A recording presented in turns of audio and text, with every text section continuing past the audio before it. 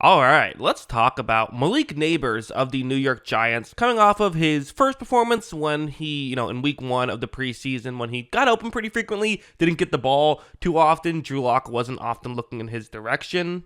So I was interested in seeing how week two of the preseason will go, and so let's get into it. How did it go? Real quick though, just want to mention I do have a movie channel. If you like movies, check that out. Jackson Krieger Movies. The link is in the description below. But yeah, let's get into the Malik Nabers film, starting off with the play you see on the screen. It's going to be a zone coverage concept, curl route underneath the corner's zone. Simple enough, right? Quarterback on this play, Daniel Jones takes the snap. He's firing in that direction, and him and Nabers just aren't on the same page here. I mean, you see Nabers still isn't even turning towards the football, which in zone coverage, you really have to be, I guess I should say going against zone coverage, you really have to be careful here because, the Houston player is, the way this play is designed to work, is he's looking at Daniel Jones. He's reading this play. It's easy for him to step in front of it and, quite frankly, should have intercepted it. Granted, Derek Stingley, very good player, did a good job, read that play really well.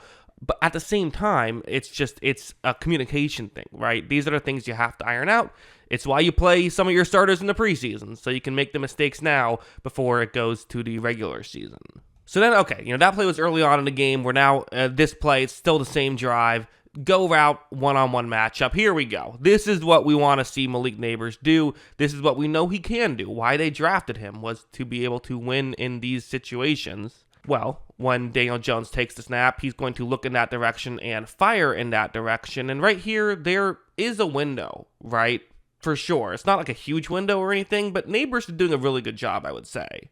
Again, he, on this play as well, is going up against Derek Stingley Jr., who, like I said, is a very good player, but Nabers is still creating a window for this play to potentially be made. It's actually a pretty good throw from Jones, too, just Nabers isn't quite able to make the grab. It was tough. Stingley made some contact, maybe even a touch early, but not enough to get a flag. Nabers also got hit right after he was going to catch the ball. You would love to see Nabers make the catch, of course, but with the contact, wasn't quite able to make it happen.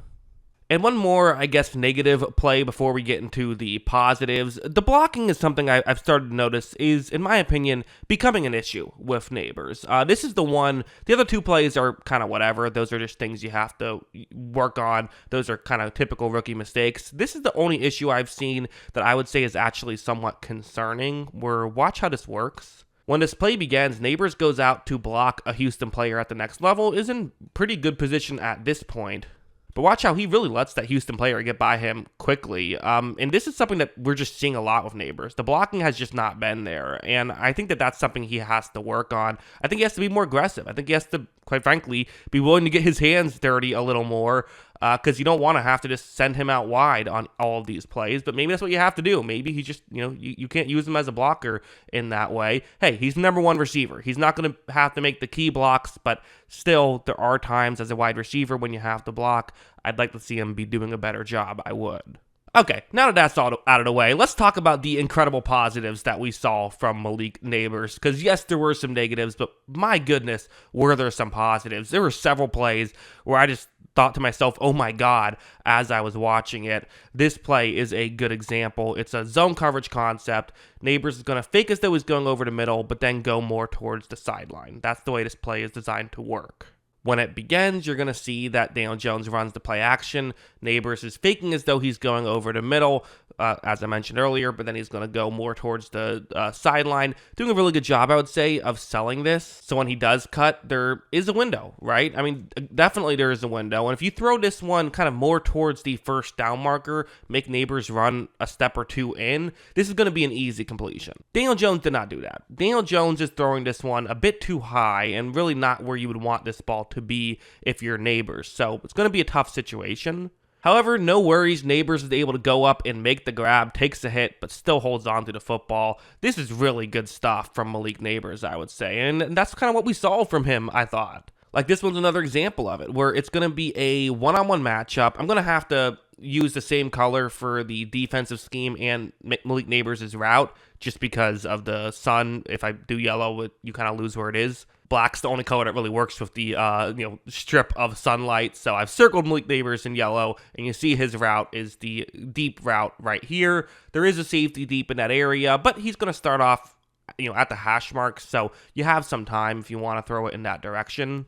Daniel Jones takes a snap, and doing the right thing here, he's going to fire it in Malik Nabers' direction. Nabers is not that open on this one. We saw him get open a lot more on some other plays. This one, he's still, it's Malik Nabers. Might as well take a chance here with 38 seconds left in the half, but it's far from wide open. However, watch him adjust and make that grab. I mean, man, that is just good stuff, isn't it? Like, there's not a lot of receivers who can do this and do this consistently. And when you see him pretty consistently, I would say, get open, and then even on some of the plays where he's not getting as open, or when there just isn't as much separation, maybe due to a non-ideal throw, he can do this. Like, this is why he is talked about as a potential wide receiver 1 right out of the gate. It's these types of plays that good wide receivers can't make. You have to be a great wide receiver to make them. And also something like this, where it's going to be a quarters coverage play for Houston. So going to be more of a curl route that's going to try to get past the first down marker.